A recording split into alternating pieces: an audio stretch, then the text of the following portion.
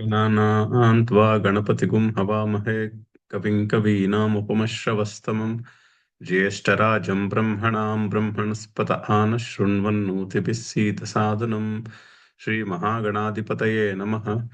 सदाशिवसमारम्भां शङ्कराचार्यमध्यमाम् अस्मदाचार्यपर्यन्तां वन्दे गुरुपरम्पराम्। श्रुतिस्मृतिपुराणानाम् आलयं करुणालयं नमामि भगवत्पादशङ्करं लोकशङ्करम्।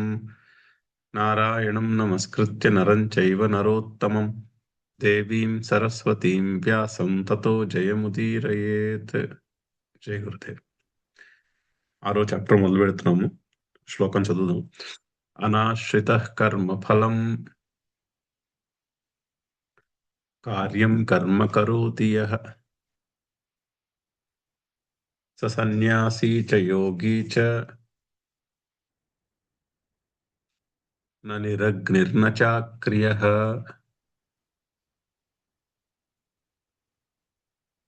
అయితే ఇక్కడ ఆ, ఈ చాప్టర్ కి ధ్యాన యోగము, ఆత్మ సంయమ యోగము అని రెండు పేర్లు ఉన్నాయి. ధ్యాన యోగం ఎందుకంటే నిన్న కూడా చూసాము. ఆ, 5వ చాప్టర్ లాస్ట్ రెండు శ్లోకాలు లాస్ట్ లో 26, 27 అనుకుంటా. నిన్న స్పర్శాన్ కృత్వా బహిర్బాహ్యాన్ అది యతేంద్రియ మనోబుద్ధి, ఆ రెండు శ్లోకాలు కూడా ధ్యాన యోగమునకు సూత్రము వంటి శ్లోకాలు. సూత్రము అంటే కోర్ మెసేజ్ అని అర్థం. ఈ చాప్టర్ ఆ సూత్రానికి వృత్తి, ఆ సూత్రప్రాయమైనటువంటి ఆ రెండు శ్లోకాలకి ఇది వృత్తి. సూత్రము వృత్తి అంటారు. సూత్రము అంటే ఇన్ సమ్మరీ చెప్పిందని, వృత్తి అంటే ఎక్స్ప్లెనేషన్.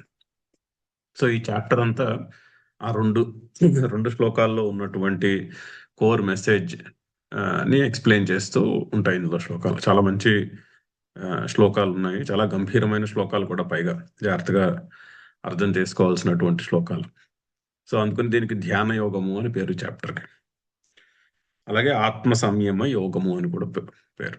మరి ధ్యానము అంటే ధ్యానం జరగాలంటే మనస్సు, బుద్ధి, ఇంద్రియము వశంలో ఉంటేనే కానీ ధ్యానం జరగదు. శరీరము చెప్పిన మాట వినాలి. కూర్చోమంటే కూర్చోవాలి. శరీరం 20 నిమిషాలు ధ్యానం చేయాలంటే కింద కూర్చోగలిగితే కిందనో, లేకపోతే కుర్చీలోనో నిటారుగా కూర్చోగలగాలి.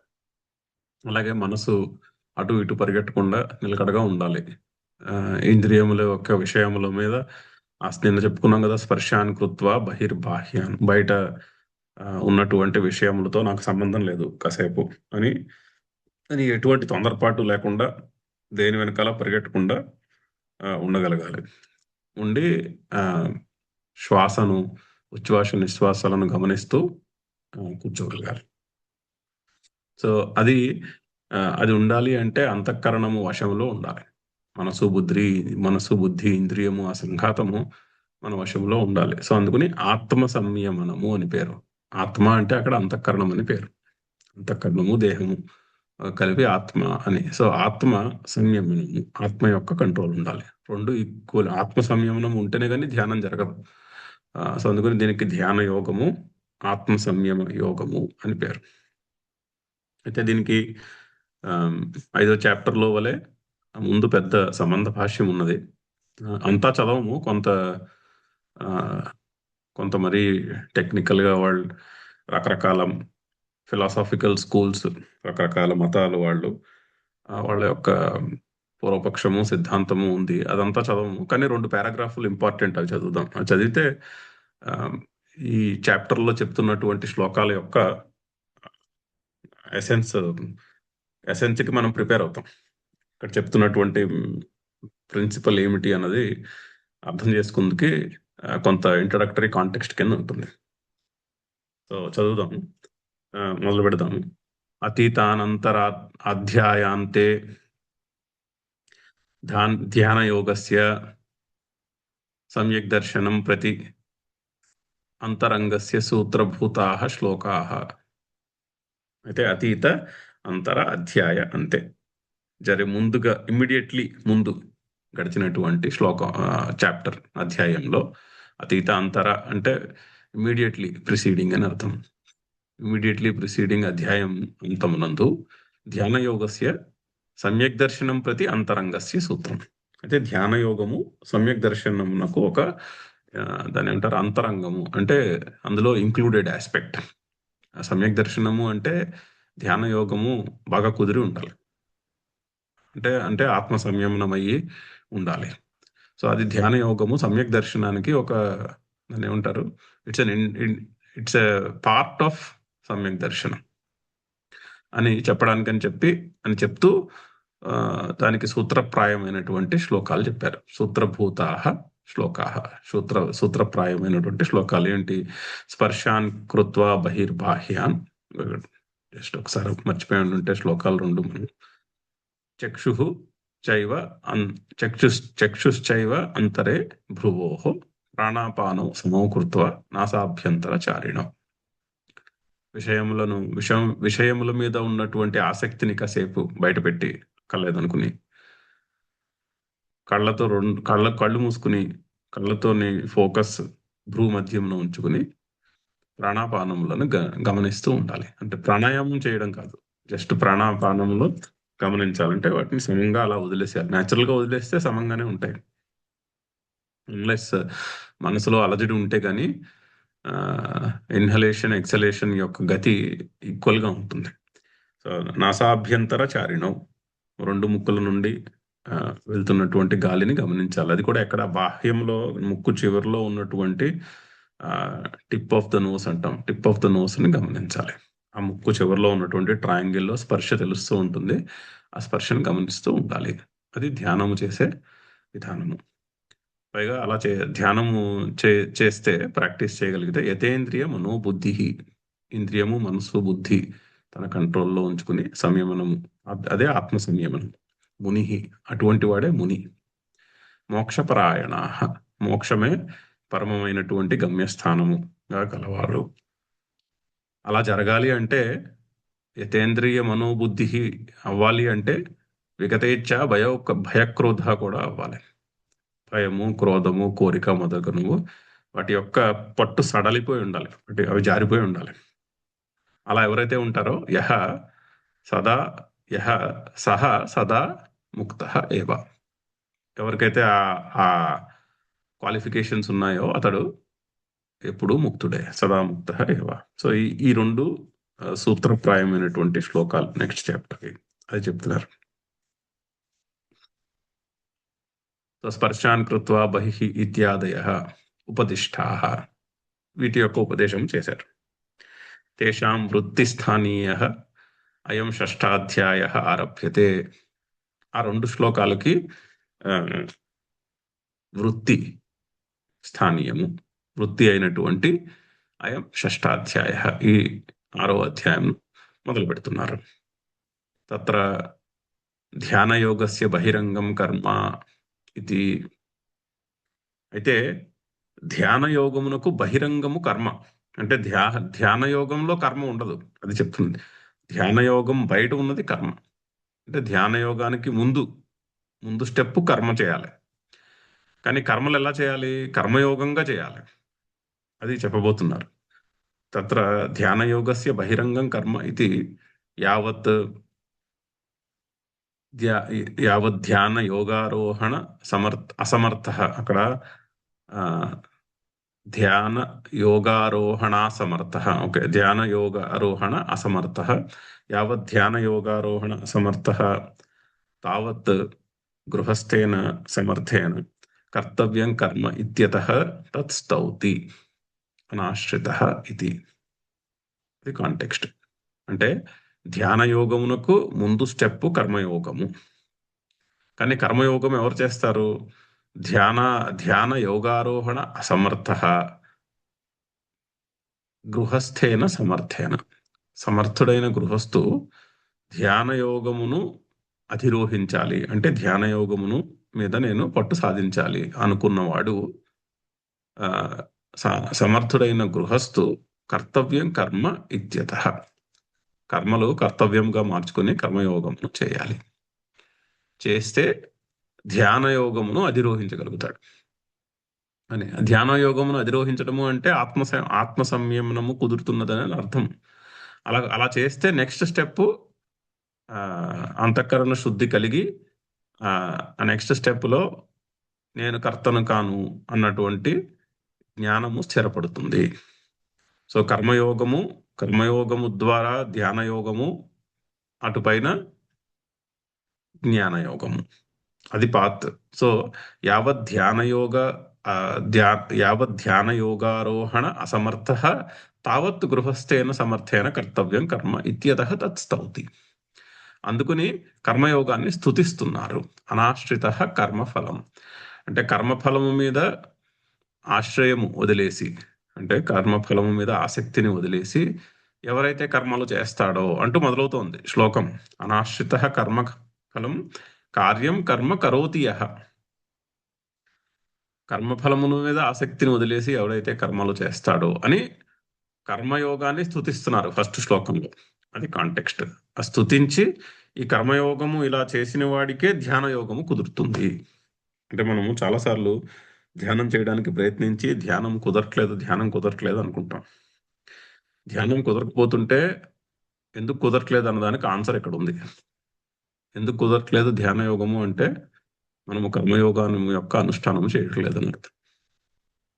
కర్మయోగం యొక్క అనుష్ఠానం సరిగ్గా చేయకపోతే ధ్యానం సరిగ్గా కుదరదు. ఎందుకు? కళ్ళు మూసుకున్నప్పుడు, ధ్యానానికి కూర్చున్నప్పుడు ఏ విషయముల మీద మనకి మనసులో ఆసక్తి బలంగా ఉన్నదో అవే గుర్తొస్తాయి. కళ్ళు మూసుకుంటే అవే ఆలోచనలు తిరుగుతూ ఉంటాయి. అందుకని ఫలముల మీద ఆసక్తి బలంగా ఉన్నంత కాలము ధ్యానం సరిగ్గా కుదరదు, కన్సిస్టెంట్గా ధ్యానం కుదరదు. ఫలముల మీద ఆసక్తి తగ్గుతున్న కొద్దీ ధ్యానము తేలిగ్గా కుదురుతుంది. అది అక్కడ చెప్పదలుచుకున్నటువంటి తాత్పర్యం. సో అందుకని యావత్ ధ్యాన యోగారోహణ సమర్థ తావత్ సమర్థేన గృహస్థేన కర్తవ్యం కర్మ ఇత్యతః తత్ స్తౌతి. ఆ విధంగా ఉంది కాబట్టి ఏమిటి ఏ విధంగా ఉంది? కర్మయోగానుష్ఠానము చేస్తే ధ్యానం బాగా కుదురుతుంది. అలా ఉంది కాబట్టి ఈ కర్మయోగాన్ని స్తుతిస్తూ చాప్టర్. అయితే ఈ పారాగ్రాఫ్ అయిపోయాక కొంత ఇక్కడ పూర్వపక్షము సిద్ధాంతం ఉంది. 2-3 పారాగ్రాఫ్లు ఇది వదిలేసి ముందుకెళ్దాం. మరి టెక్నికల్ అయిపోయింది ఆ డిస్కషన్.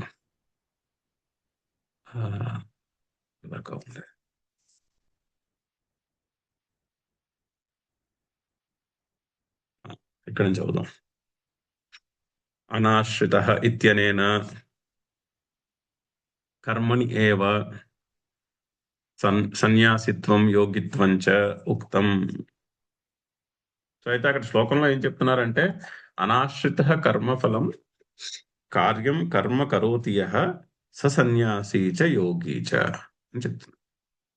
చాలా ఏంటంటే రెవల్యూషనరీ శ్లోకం. ఎవరైతే కర్మయోగానుష్ఠానము చేస్తాడో అతడే యోగి, అతడే సన్యాసి. నచ నిరగ్నిర్ నచాక్రియ అని ఉంది శ్లోకంలో. అంతేనే కానీ కేవలము ఆశ్రమ రూప సన్యాసము తీసుకుని కర్మలు లేకుండా ఉండేవాడు సన్యాసి కాదు. కర్మలు లేకుండా ఉండేవాడే సన్యాసి కాదు. అంతేగా అలాంటి వాళ్లే సన్యాసులు కాదు. అనాశ్రిత కర్మఫలం అనాశ్రిత ఇత్యనేన కర్మణి ఏవ సన్యాసిత్వం యోగిత్వం చ ఉక్తం. కర్మలయందే సన్యాసము చెప్తున్నారు. ఎందుకంటే మనసా సన్యస్యాస్తే అని చెప్పారు కదా ఇది వరకు. అక్కడ సన్యాసికి మెయిన్ క్వాలిఫికేషన్ ఏంటి అంటే మనసులో సన్యసించాలి. ఆశ్రమ రూపమైనటువంటి సన్యాసము తీసుకున్నారా లేదా అన్నది సెకండరీ, అది ప్రైమరీ కాదు. అయితే ఇక్కడ ఇలా చెప్పడానికి ఇక్కడ కొంత కాంటెక్స్ట్ ఏంటంటే ఆ టైంలో శంకర్ల టైంలో మెయిన్లీ సన్యాస ఆశ్రమానికి అగెనిస్ట్గా ఉండేది సమాజం. అంటే బాగా చదువుకున్న పండితులు వాళ్ళు కూడా సన్యాసాశ్రమాన్ని ఎంకరేజ్ చేసేవారు కాదు. సో అసలు ఆశ్రమాన్ని ప్రతిషేధించేవారు. సన్యాసాశ్రమము యొక్క డెఫినిషన్ కరెక్ట్ కాదు, అలాంటిదంటూ ఏమీ లేదు అని ఈ శ్లోకాన్ని కోట్ చేసేవారు అప్పట్లో. ఎందుకంటే ఆ సమాజంలో అప్పట్లో కర్మల యొక్క ప్రవృత్తి బాగా పెరిగి మీమాంసకుల యొక్క మంచి పట్టు ఉండేది. కర్మఠుల యొక్క మంచి పట్టు ఉండేది సొసైటీలో. సో వాళ్ళు అసలు సన్యాసం అంటూ ఏమీ లేదు. ఇక్కడ చెప్పాడు కదా శ్రీకృష్ణుడు, సన్య నచ నిరగ్ని నచాక్రియ అని చెప్పారు. అంటే అగ్నిహోత్రము ఆ, కర్మలు చేయకపోవట అనేది ఏమీ లేదు. ఆ, కర్మలు చేయుటలోనే సన్యాసం కూడా ఉన్నది. సో అందుకని గృహస్థాశ్రమమే కానీ వేరే ఆశ్రమం అంటూ ఏమీ లేదని అలా ఉండేది. ఈ శ్లోకాన్ని యూస్ చేసి ఆ, ఇటువంటి శ్లోకాలని యూస్ చేసి సన్యాసాశ్రమానికి ఎగ్నిస్ట్ గా ఉండేది సొసైటీ అప్పుడు. సో అందుకని ఇక్కడ శంకర్లు కొంచెం క్లారిఫై చేస్తున్నారు. ఏమని, శ్రీకృష్ణుడి యొక్క అభిప్రాయము సన్యాసాశ్రమాన్ని నిరాకరించుట ఎందు కాదు, పారమార్థిక సన్యాసం అంటే జ్ఞాననిష్టలో ఉన్నవారు నేను కర్తను కాను అనే పర్స్పెక్టివ్ లో ఉంటారు. వాళ్ళ గురించి చెప్పట్లేదు ఇక్కడ మాట. వాళ్ళకి ఎలాగ కర్మలు ఉండవు, వాళ్ళు సన్యాసులు, యోగులు. అంతేకాకుండా కర్మయోగాన్ని స్తుతించుటకై, ఎందుకు అంటే కర్మయోగము అనుష్ఠానం చేయుట ద్వారా అంతఃకరణ శుద్ధి, ధ్యానయోగము, తర్వాత జ్ఞానప్రాప్తికి యోగ్యత, తద్వారా జ్ఞానప్రాప్తి అనేటటువంటి క్రమము చేత వాళ్ళు కూడా అదే స్టేట్కి వస్తారు. కర్మయోగులు కూడా జ్ఞానయోగులు చేస్తున్న స్టేట్కే వస్తారు ఎవెన్చువల్లీ. అందుకని కర్మయోగము, పైగా గృహస్థులు కర్మయోగము చేయుట, సన్యాసి పారమార్థిక సన్యాసం అంటే నేను కర్తను కాను అని తెలిసినటువంటి మనిషి సన్యాసం చేయుట కంటే గృహస్థు కర్మయోగం చేయటం చాలా కష్టం. గృహస్థుని ఇప్పుడు మనం చూడండి కాన్సెప్ట్ తో ఎంత స్ట్రగుల్ అవుతున్నాము. కర్మఫలం మీద ఆసక్తి వదిలేసి కర్మను ఎలా చేస్తాము? ఎందుకంటే అది కష్టం ఉంటుంది గృహస్థుకి, చాలా కష్టం ఆ కాన్సెప్ట్ గృహస్థకి అర్థం చేసుకోవడం. సన్యాసిది ఏముంది, అన్ని వదిలేసిన వాడికి అలా ఉండడం చాలా తేలిక దీనికంటే. అందుకని కర్మయోగాన్ని స్తుతిస్తున్నారు ఇక్కడ. అంతేనే కానీ ఈ కర్మయోగాన్ని స్తుతించి కర్మయోగాన్ని బాగా అనుష్ఠిస్తున్నటువంటి గృహస్థు కూడా సన్యాసి కిందే లెక్క, యోగి కిందే లెక్క, సన్యాసికి యోగికి ఏమీ తీసిపోడు అని చెప్పుటలో ఇక్కడ శ్రీకృష్ణుని యొక్క అభిప్రాయమే కానీ సన్యాసాశ్రమాన్ని నిరాకరించుట ఎందు కాదు అని క్లారిఫై చేస్తున్నారు. ఈ పారాగ్రాఫ్ లో క్లారిఫై చేస్తున్నటువంటి మాట అది. సో అనాశ్రిత ఇత్యనేన కర్మణి ఏవ సన్యాసిత్వం యోగిత్వం చ యుక్తం. కర్మయందే సన్యాసిత్వమును యోగిత్వమును చెప్పారు. సన్యాసమును యోగమును చెప్పారు. కర్మానుష్ఠానము ఎందే. ఏ విధంగా? అనాశ్రిత కర్మఫలాన్ని వదిలేశారు. ప్రతిషిద్ధం చ నిరగ్నే అక్రియస్య చ సన్యాసిత్వం యోగిత్వం ఇది చేత్ నా. అది పూర్వపక్షం ఆ స్టేట్మెంట్. నిరగ్నే అక్రియస్య సన్యాసిత్వం యోగిత్వం ప్రతిషిద్ధం చేత్ నా.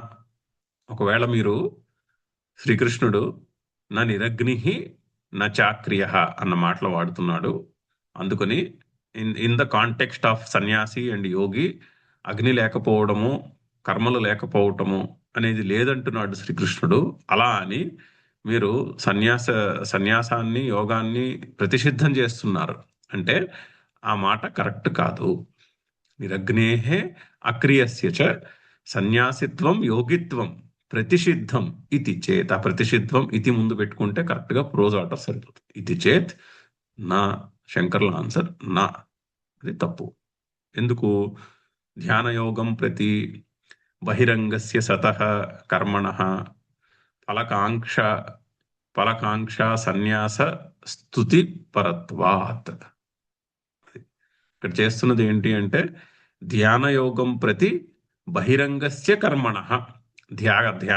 ధ్యానయోగానికి బహిరంగమైనటువంటి కర్మలు అంటే ధ్యానయోగంలో లేనటువంటివి కర్మలు. ఆ కర్మలు ఫలాకాంక్ష సన్యాస స్తుతి. ఆ కర్మల యొక్క ఫలముల మీద ఉండే ఆసక్తిని సన్యసించుటను స్తుతించుటకు చెప్తున్నటువంటి మాట. అంతేకాని సన్యాసిత్వాన్ని యోగిత్వాన్ని ప్రతిషిద్ధము అంటే వాటిని నిరాకరించే మాట అయితే కాదు. మీరు అలా అర్థం చేసుకోవడానికి తప్పు. నా కేవలం నిరగ్ని అక్రియ ఏవ సన్యాసి యోగి చ. కేవలము కర్మలు లేనివాడు నిరగ్ని అంటే అగ్నిహోత్రం లేనివాడు అని అర్థం. నిరగ్ని అక్రియ, కర్మలు లేనివాడే సన్యాసి యోగి కాదు అని చెప్పుట యందు తాత్పర్యము. ఇక్కడ కిం తర్హి కర్మ్యపి కర్మఫలాసంగం సన్యస్య కర్మయోగం అనుతిష్టన్ సత్వశుద్ధ్యర్థం. ఎందుకు అంటే కర్మయోగం చేసేవాడు కర్మఫలాసంగం సన్యస్య కర్మయోగం అనుతిష్టన్ సత్వశుద్ధ్యర్థం. కర్మయోగాన్ని అనుష్ఠానం చేస్తారు. ఎందుకు? సత్వశుద్ధి కొరకు, అంటే అంతఃకరణ శుద్ధి, చిత్తశుద్ధి కొరకు. సహ సన్యాసి చ యోగి చ భవతి, అతడు కూడా సన్యాసి యోగి అవుతాడు అని శ్రీకృష్ణుడు చెప్తున్నాడు. ఇలా చేసిన మనిషి సన్యాసి యోగితో ఈక్వలెంట్, సన్యాసికి యోగికి ఏమీ తీసిపోడు అని చెప్పి కర్మయోగాన్ని స్తుతిస్తున్నాడు. ఇది స్తూయతే అని స్తుతిస్తున్నారు. నచ ఏకేన వాక్యేన, అయితే ఒకే వాక్యముతోటి, అంటే ఇంకొక పూర్వపక్షం కూడా రావచ్చు టెక్నికల్ గా. ఇదే వాక్యంతో, ఒకే వాక్యంతో శ్రీకృష్ణుడు రెండింటిని అంటే అంటాం కదా, అంటే ఒకే తూటాతోటి రెండు పిట్టల్ని కొట్టినట్టు అలా చేయట్లేదు. అలా ఒప్పుకోరు. సెంటెన్స్ అనాలిసిస్ లో మీమాంసకులు కూడా ఒప్పుకోరా. ఏంటి, దాన్ని ఏమంటారు, ఒక జూరిస్ప్రూడెన్స్ లాంటిది అనమాట. ఒక సెంటెన్స్ తో రెండు అవుట్కమ్స్ ని సపోర్ట్ చేయలేము. చూడండి, కోర్టులో కేసు వేశారు అనుకోండి, ఒక కేసుకి ఒకటే శిక్ష. అందుకని బోల్డ్ కేసులు పెడతారు. బోల్డ్ కేసులు పెడితే అప్పుడు ప్రతి కేసుకి వేరే శిక్ష వేస్తారు. ఇప్పుడు ఎవరికైనా శిక్షలు కొన్ని అరడజన్ శిక్షలు వేశారు అనుకోండి న్యాయస్థానం, అంటే అట్లీస్ట్ అరడజన్ కేసులు ఉన్నాయన్నమాట. అంటే ఈచ్ కేసుకి ఒక శిక్ష, అంతేకాని ఒక కేసుకి రెండు శిక్షలు వేరు. అలాగే దీన్ని వాక్య భేద దోషము అంటారు. అది ఉండకూడదు, వాక్య భేదం ఉండకూడదు. అంటే ఒక వాక్యము ఒక పాయింట్ ని సపోర్ట్ చేయాలి, ఒక పాయింట్ ని సబ్స్టాన్షియేట్ చేయాలి. అంతేగాని ఒక వాక్యం రెండు పాయింట్లని సబ్స్టాన్షియేట్ చేయదు. ఇక్కడ రెండు వ్యూ పాయింట్స్ ఉన్నాయి. ఒక వ్యూ పాయింట్ ఏంటి, కర్మయోగానుష్ఠానము చేసేవాడు సన్యాసి యోగితో ఈక్వలెంట్, అతనేమి సన్యాసికి యోగికి తీసిపోడు, కర్మయోగానుష్ఠానం చేసే గృహస్థు. అది ఒక వ్యూ పాయింట్. రెండో వ్యూ పాయింట్ ఏంటి, అసలు సన్యాసాశ్రమం అనేదే లేదు, అది తప్పు. శ్రీకృష్ణుడు కూడా అదే పాయింట్ సపోర్ట్ చేస్తున్నాడు. సన్యాసాశ్రమం అనేది లేదు, అందరూ యావజ్జీవము కర్మలు చేస్తూనే ఉండాలి. ఈ శ్లోకం నుంచి వస్తున్నటువంటి అర్థం అది. ఎందుకంటే అనాశ్రిత కర్మఫలం, ఓకే, కర్మఫలాన్ని ఉద్దేశించి చేసేవాళ్ళు గృహస్థులు, కర్మఫలము లేకుండా చేసేవాళ్ళు సన్యాసులు. అంతేకాని కర్మలు చేయకపోవటం అనేది లేదు. సర్వకర్మ సన్యాసం అనే మాటే లేదు, అది తప్పు. సర్వకర్మ సన్యాసానికి కూడా సర్వకర్మ ఫల సన్యాసమే, కానీ కర్మలను మానేయడం అనేది ఉండదు. సో యావజ్జీవము కర్మలు చేస్తూనే ఉండాలి అందరూ. అది మీమాంసకుల యొక్క ఇంటర్ప్రిటేషన్. సో రెండు పాయింట్స్ ఉన్నాయి. ఒకే సెంటెన్స్ కర్మలు ఉన్నాయని చెప్తూ సన్యాసి గృహస్థే సన్యాసి యోగి అని చెప్తూ అదే పాయింట్ సన్యాసాశ్రమము లేదు అంటూ చెప్పలేదు. అంటే రెండు సెపరేట్ వాక్యాలు ఉండాలి. వాక్య భేద దోషమును మేము అంగీకరించము అంటున్నారు. అదే చెప్తున్నారు. నచ ఏకేన వాక్యేన కర్మఫలాసంగ సన్యాస స్తుతి చతుర్థాశ్రమ ప్రతిషేధశ్చ ఉపపద్యతే. రెండు అవుట్కమ్స్ ని ఒక స్టేట్మెంట్ తో నువ్వు సబ్స్టాన్షియేట్ చేయలేవు. ఒక ఏకేన వాక్యేన ఫలాసంగ సన్యాస స్తుతి, అది ఒక అవుట్కమ్. కర్మఫలములను సన్యసించుట యందు, కర్మఫలముల మీద ఆసక్తిని తగ్గించుకున్నటను స్తుతించుట. ఇంకొక అవుట్కము చతుర్దాశ్రమ ప్రతిషేధ, అంటే సన్యాసాశ్రమును ప్రతిషేధించుట, ఆశ్రమమును నిరాకరించుట అనేవి రెండు కూడా ఒక సెంటెన్స్ తో చెప్పలేరు. అందుకని ఇక్కడ రెండో వ్యూ పాయింట్ ఇక్కడ సరికాదు అంటున్నారు శంకర్. నచ ప్రసిద్ధం నిరగ్నేః అక్రియస్య పరమార్థ సన్యాసినః శృతి స్మృతి పురాణ ఇతిహాస యోగశాస్త్ర విహితం సన్యాసిత్వం యోగిత్వం చ ప్రతిషేధతి భగవాన్ అంతేకాకుండా ఈ సన్యాసాశ్రమము ఆశ్రమము ఈ వేదంలో చాలా చోట్ల చెప్పబడింది. వేదిక లిటరేచర్లో చాలా చోట్ల దాని గురించి చెప్పబడి ఉన్నది. పరమార్థ సన్యాసము అని మనం ఇక్కడ చూసాము. అది ఆ, చాలా చోట్ల చెప్పబడింది. ఎక్కడెక్కడ చెప్పారు దాని గురించి? శృతిలో చెప్పారు, వేదంలో ఉపనిషత్తుల్లో చెప్పబడి ఉంది, స్మృతిలో చెప్పారు, స్మృతి వాక్యాల్లో ఉంటుంది, పురాణాల్లో ఉంటుంది. ఇది స్మృతియే కదా, భగవద్గీత స్మృతి వాక్యం కిందే లెక్క. అలాగే భాగవత పురాణం తీసామనుకోండి అందులో ఉంటుంది, విష్ణు పురాణం తీసామనుకోండి అందులో ఉంటుంది ఇటువంటి డిస్క్రిప్షన్స్. పురాణాల్లో ఉంటుంది, ఇతిహాసాల్లో ఉంటుంది, మహాభారతంలో డిస్క్రైబ్ చేయబడి ఉంటుంది. మహాభారతంలో కొన్ని సెక్షన్స్ లో ఇది ఈ విషయం గురించి పారమార్థిక సన్యాసం గురించి చెప్పబడి ఉంటుంది.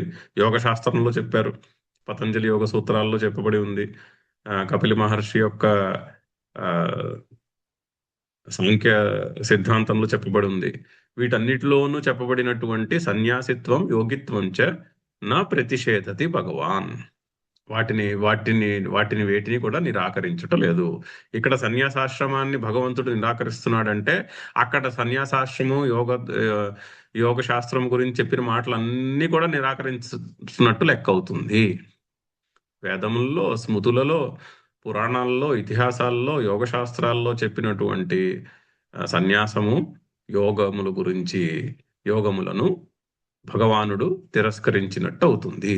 ఇప్పుడు ఈ వాక్యములో భగవంతుడు సన్యాసాశ్రమాన్ని తిరస్కరిస్తున్నాడు అనే అర్థాన్ని అర్థం చేసుకుంటే, సో దేర్ ఫోర్ అటువంటి అండర్స్టాండింగ్ కరెక్ట్ కాదు.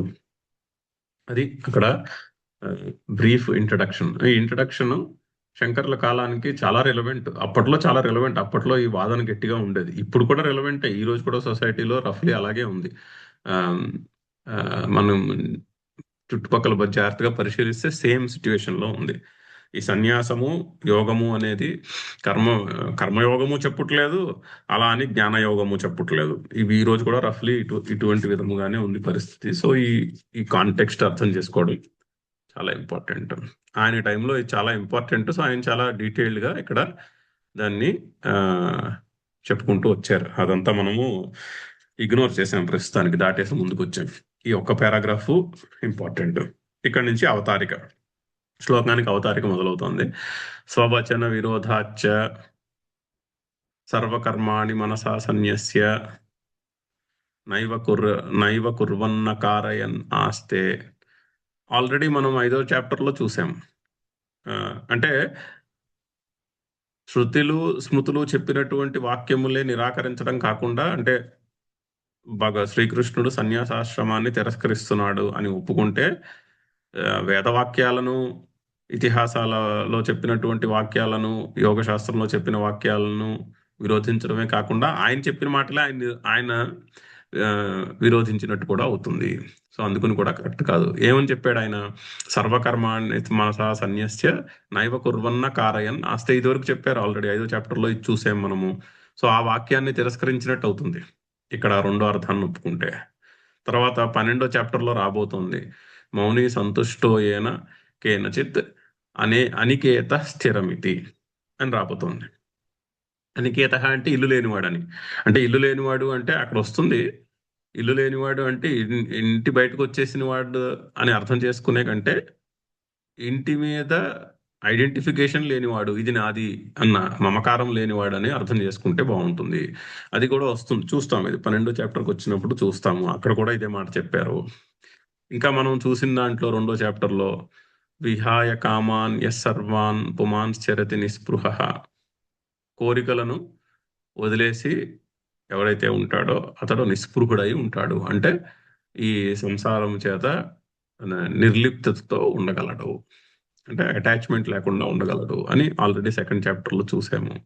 అలాగే 12వ చాప్టర్లో మళ్ళీ సర్వారంభ పరిత్యాగి అని ఒక గొప్ప శ్లోకం రాబోతున్నది. ఇది చ తత్ర భగవత స్వవచనాన్ని దర్శితాని. ఈ విధముగా సన్యాసము, పారమార్థిక సన్యాసము అంటే నేను కర్తను కాను అనే బుద్ధి నిశ్చయముతో కూడుకున్నటువంటి సన్యాసం. అటువంటి స్టేట్ గురించి భగవంతుడు అక్కడక్కడ చెప్పియే ఉన్నాడు. తైహి విరుధ్యేత చతుర్థాశ్రమ ప్రతిషేధ. ఇప్పుడు చతుర్థాశ్రమం అంటే 4వ ఆశ్రమం సన్యాసాశ్రమాన్ని ఇక్కడ శ్రీకృష్ణుడు ప్రతిషేధిస్తున్నాడు అని మనము అర్థం చేసుకుంటే ఆయన సొంత వాక్యాలను కూడా ఆయనే కాన్ఫ్లిక్ట్ చేస్తున్నట్టు అర్థం వస్తుంది. సో అందుకని ఆ ఆ ఇంటర్ప్రిటేషన్ తప్పు అని చెప్తున్నారు. తస్మాత్ మునేః యోగం ఆరురుక్షోః ప్రతిపన్న గార్హస్థస్య అగ్నిహోత్రాది కర్మఫల నిరపేక్షం అనుష్ఠీయమానం ధ్యాన యోగారోహణ సాధనత్వం. అది తస్మాత్ మునేః, ముని అంటే ఎవరు? యోగం ఆరురుక్షోః, యోగమును అధిరోహించాలి అనుకునేవాడికి. ఇప్పుడు ఆరురుక్షోః ఆరూఢ, ఆరురుక్షః ఆరూఢ అని రెండు పదాలు రాబోతున్నాయి మనకి 3వ శ్లోకంలో వస్తాయి. ఆరురుక్షః అంటే ఇప్పుడు కొండ ఉందనుకోండి, కొండ ఎక్కాలి అన్న కోరిక కలవానికి ఆరురుక్షో అని పేరు, ఆరురుక్షః అని పేరు. ఆరురుక్షుః అది ప్రథమ విభక్తిలో ఆరురుక్షుః అంటే అధిగమించుటకు కోరిక ఉన్నవాడు, అధిరోహించుటకు కోరిక ఉన్నవాడు అని అర్థం. ఆరూఢ అంటే ఆల్రెడీ కొండకేసి కూర్చున్నవాడు. ఆరూఢ అంటే అధిరోహణ చేసినవాడు అని అర్థం. సో ఆ మునేహ అంటే యోగం ఆరురుక్షు, యోగమును అధిరోహించాలి అన్న సంకల్పము కలవాడు ముని. మునేహే ఆరురుక్షువునకు ప్రతిపన్న గార్హస్థస్య, అది కూడా అలాంటి కోరిక అలాంటి సంకల్పము కలిగినటువంటి గృహస్థునకు ఏమిటి చెప్తున్నారు? అగ్నిహోత్రాది కర్మఫల నిరపేక్షం అనుష్ఠీయమానం. అగ్నిహోత్రము, సంధ్యావందనము మొదలగు కర్మలు ఏవైతే ఉన్నాయో అవి నిరపేక్షం అనుష్ఠీయమానం, వాటి నుంచి ఏమీ అపేక్ష లేకుండా అనుష్ఠానము చేయాలి. చేస్తే ధ్యాన యోగారోహణ సాధనత్వం, అది ధ్యాన యోగమును అధిరోహించుటకు సాధనం అవుతుంది. ఓకే, ఏ విధంగా? సత్వశుద్ధి ద్వారేణ ప్రతిపద్యతే, అంతఃకరణ శుద్ధి కలిగి ఆత్మ సంయమనము కలిగి ధ్యానము కుదురుతుంది. కర్మలు తాను చేయవలసినటువంటి కర్మలు, ఏ కర్మలైనా సరే, ఆ కర్మలను ఫలం మీద ఆసక్తి లేకుండా చేస్తే సత్వశుద్ధి ద్వారేణ, అంతఃకరణ శుద్ధి ద్వారా ధ్యానము కుదురుతుంది. ఇది అది అని చెప్పాల్సి ఉన్నది అని చెప్పాలని శ్రీకృష్ణుడి శ్లోకం చెప్తున్నాడు. సహ సన్యాసీ చ యోగి చ ఇది స్తూయతే. ఇది దృష్టిలో పెట్టుకోవాలి. అంటే మరి చాలా రెవల్యూషనరీ శ్లోకం అది. కర్మలు చేస్తున్న వాడే సన్యాసి అని చెప్తున్నారు. సో అందుకని దాన్ని క్లారిఫై చేయాల్సినటువంటి అవసరం ఉన్నది. సరే, శ్లోకం. అనాశ్రిత కర్మఫలం కార్యం కర్మ కరోతి యః, ఎవడైతే తాను చేయవలసినటువంటి కర్మలను అనాశ్రిత కర్మఫలం చేస్తాడో అతడు సహ సన్యాసి చ యోగి చ, అతడే సన్యాసి, అతడే యోగి. నా నిరగ్ని నా చ అక్రియ, కర్మలు లేకుండా అగ్నిహోత్రము ఎట్సెట్రా లేకుండా ఉన్నవాడు మాత్రమే కాదు అని అర్థం చేసుకోవాలి మనం. అతను మాత్రమే కాదు, కర్మయోగానుష్ఠానము చేసేవాడు కూడా సన్యాసి యోగియే అని శ్లోకం యొక్క భావం. భాష్యం చదువుదాము. అనాశ్రిత నా ఆశ్రిత అంటే ఆశ్రయించని వాడు, ఆశించని వాడు. దేనిని? కిం కర్మఫలం కర్మణ ఫలం కర్మఫలం యత్ తత్ అనాశ్రిత, కర్మల యొక్క ఫలం ఏదైతే ఉందో దానిని మీద ఆసక్తి లేనివాడు అని అర్థం. కర్మఫల తృష్ణారహిత ఇత్యర్థ. ఇంకా మళ్ళీ మంచి పర్యాయ పదం, కర్మఫల తృష్ణారహిత. యోహి కర్మఫల తృష్ణావాన్ సహ కర్మఫలం ఆశ్రిత భవతి, అయం తు తద్విపర్యత. మళ్ళీ ఎక్స్ప్లెయిన్ చేస్తున్నారు. యోహి యహి, ఎవడైతే కర్మఫల తృష్ణావాన్ అంటే కర్మఫలముల యందు తృష్ణ కలిగిన వాడు, సహ కర్మఫలం ఆశ్రిత, అతడు కర్మఫల ఆశ్రిత, కర్మఫలం ఆశ్రిత. అయం తు తద్విపరీత, ఇతడైతే దానికి విపరీతం. ఇతడు కర్మఫలం అనాశ్రిత, అతడు కర్మఫల ఆశ్రిత. అనాశ్రిత కర్మఫలం ఏవం భూతస్సన్ కార్యం కర్తవ్యం నిత్యం కామ్య విపరీతం అగ్నిహోత్రాదికం కరోతి నిర్వర్తయతి. కార్యం కర్మ కరోతి యః అన్నారు కదా. కార్యం కర్మ అంటే అక్కడ కార్యం అంటే కర్తవ్యం అని అర్థం చెప్తున్నారు. ఆ కార్యం అనే పదమునకు కర్తవ్యము, కర్తవ్యమును చేస్తాడు నిత్యము. నిత్యము చేస్తాడు, తన కర్తవ్యాన్ని నిత్యం చేస్తాడు. ఏ విధంగా చేస్తాడు? కర్తవ్యం నిత్యం కామ్య విపరీతం అగ్నిహోత్రాధికం. ఎటువంటి కర్మలు చేస్తాడు? కామ్యకర్మలను మినహాయించి. కామ్యకర్మలన్నీ తీసి ఓ బుట్టలో పెట్టి పక్కన పెట్టేసేయాలి. ఆ కామ్యకర్మలన్నీ పక్కన పెట్టేసి తాను చేయవలసినటువంటి కర్తవ్యాలను మాత్రం నిత్యం చేస్తూ ఉంటాడు. ఆ నిత్యం ఎటువంటివి? అలాంటి కర్మలు ఎటువంటివి? అగ్నిహోత్రాధికం. అంటే ఇది వైదిక సంప్రదాయం కదా. వైదిక సంప్రదాయంలో అగ్నిహోత్రము, సంధ్యావందనము అటువంటి కర్మలకి చాలా ఇంపార్టెన్స్ ఉంది. అవి నిత్య కర్మలు. అటువంటి నిత్య కర్మలను చేసుకుంటాడు. కరోతి నిర్వర్తయతి. యః కశ్చిత్ ఈదృశః కర్మీ సహ కర్మ్యంతరేభ్యః విశిష్యతే ఇత్యేవం అర్థమాహ. ఎంత చక్కగా ఎక్స్ప్లెయిన్ చేస్తున్నారో. యః కశ్చిత్ ఈదృశః కర్మి. ఏ ఒక్కడో, కశ్చిత్ అంటే ఎవడో, ఈదృశః కర్మి ఈ విధంగా కర్మలు చేసుకునేవాడు ఉన్నాడు. సహా కర్మి అంతరేభ్య, కర్మ్యంతరేభ్య అంటే కర్ములందరిలోకి, అంటే కర్మలు చేసే వాళ్ళందరి యందు, వాళ్ళలో కంపారిటివ్ అనమాట. పంచమి బహువచనం. కర్మి అంతరేభ్య విశిష్యతే. అమాంగ్ దోస్ పీపుల్, వాళ్ళందరిలోనూ కూడా ఇతడు విశిష్యతే, ఇతడు స్పెషల్. ఇత్యేవమర్థం ఆహా అని తెలుపుటకై శ్రీకృష్ణుడు ఈ విధంగా అటువంటి పర్స్పెక్టివ్ ఉన్న మనిషిని స్తుతిస్తున్నాడు. అతను స్పెషల్, అతను ఒక స్పెషల్. ఇప్పుడు నిజంగా కర్మయోగానుష్ఠానం చేయగలిగితే చాలా స్పెషల్ ఇండివిజువల్ అని మనము గుర్తించాలి. మనం కూడా చాలా చక్కగా ఫీల్ అవ్వచ్చు. కర్మయోగానుష్ఠానం బాగా చేయగలుగుతుంటే ఓహో, శ్రీకృష్ణుడు అటువంటి గృహస్థులు చాలా స్పెషల్ అని చెప్తున్నాడు అని కొంచెము చక్కగా ఇన్స్పైర్ చేయడానికి కూడా చెప్తున్నాడు. ఆ విధంగా ఆ గృహస్థాశ్రమంలో ఉంటూ కర్మయోగానుష్ఠానము చేయగలిగిన వ్యక్తి చాలా స్పెషల్, అతడు చాలా స్పెషల్ అని చెప్తున్నారు. విశిష్యతే ఇత్యేవం అర్థం ఆహా. సహ సన్యాసి చ యోగి చ ఇతి. అతడు సన్యాసి, అతడు యోగి అని స్తుతిస్తున్నారు. సన్యాసః పరిత్యాగః సహ యస్య అస్తి సహ సన్యాసి. సన్యాసం అంటే పరిత్యాగం. అంటే ఏమిటి పరిత్యాగం? ఇక్కడ కర్మఫల పరిత్యాగం. అది ఎవనికి ఉన్నదో అతడు సన్యాసి. యోగీ చ యోగః చిత్త సమాధానం సహ యస్య అస్తి సహ యోగి. యోగి అంటే మనసు అంతఃకరణము సమాధిలో ఉండుట, సమముగా ఉంట. అంటే యోగః చిత్త వృత్తి నిరోధ అని చెప్తాం కదా, అలాగా అటువంటి స్టేట్ అనమాట. అంటే ద్రష్టు స్వరూపే అవస్థానం, సాక్షి స్వరూపంలో నిలిచి ఉండుట అని యోగ సూత్రాల్లో డెఫినేషన్. అదే డెఫినేషన్ చిత్త సమాధానం. చిన్న తేడా ఏంటంటే యోగ సూత్రాల్లో బలవంతంగా చేస్తారు అలవాటు లేకపోతే. ఇక్కడ బలవంత పెట్టకుండా అలా శ్వాసని మనస్సును అబ్జర్వ్ చేస్తూ సాక్షి రూపంలో ఉంటున్నారు. చిన్న తేడా. యోగ ఆ సమాధి స్థితిని ఏ విధంగా సాధించాలి అన్నదానికి యోగ శాస్త్రానికి, వేదాంత శాస్త్రానికి స్లైట్ చిన్న పర్స్పెక్టివ్ లో ఫైనర్ పాయింట్స్ లో difference. But and essentially definition is the same. యోగ చిత్త సమాధానం సహ యస్య అస్తి సహ యోగి. ఎవరికైతే చిత్త సమాధానము ఉన్నదో అతడు యోగి. ఇత్యేవం గుణ సంపన్న అయం మంతవ్య. ఈ గుణములు ఉన్నవాడు అంటే కర్మఫల సన్యాసము, చిత్తశుద్ధి, చిత్త సమాధానము ఉన్నవాడు కూడా సన్యాసి, యోగి కింద లెక్క. న కేవలం నిరగ్ని అక్రియ ఏవ సన్యాసి యోగి చ ఇతి మంతవ్య.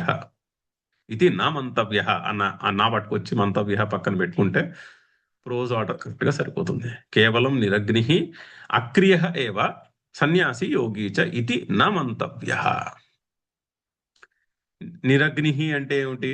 నిర్గతా అగ్నయ కర్మాంగభూతా యస్మాత్ సహ నిరగ్ని. నిరగ్నికి డెఫినేషన్ ఫస్ట్ టైం వచ్చింది ఈ పదం మనకి. నిరగ్ని అంటే అగ్నిహోత్రము మొదలగు కర్మలు జారిపోయిన వాడని అర్థం. అంటే సన్యాసి. సన్యాసాశ్రమం అంటే భార్య లేనివాడికి వైదిక సంప్రదాయంలో భార్య ఉన్నంత కాలము అగ్నిహోత్రము చేయాలి.